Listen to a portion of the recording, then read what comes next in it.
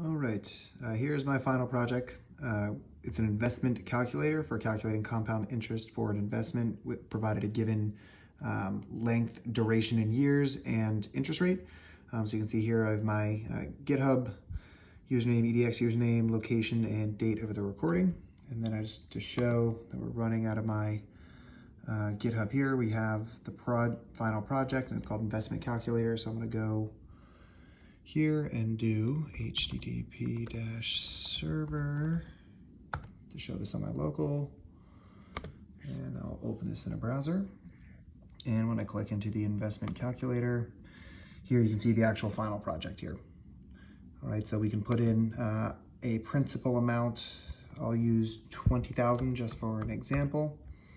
An interest rate, so this, instead of putting 0.07, this is standardized to 8%, so I put just the number 7 to represent 7%. And the time period in years, I will do 30 years.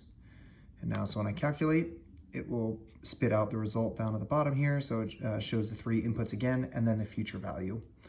And you'll see that, or I try to show here, but if I try to enter in a letter in the amount, it does not accept letters, it only accepts numbers here. And the same is true for the interest rate as well as the time period. So you can see here, JJJ doesn't work, but 888 does.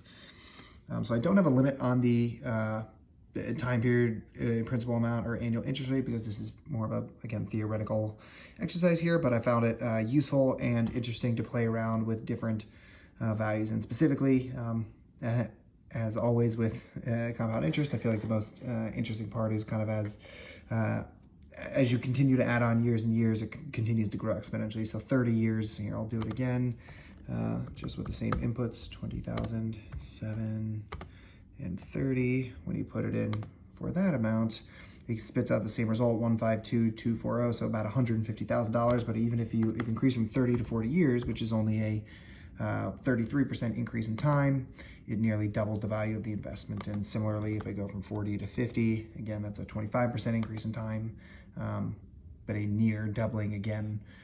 So obviously, if you're investing, time in the market is better than timing the market. And that is my final project.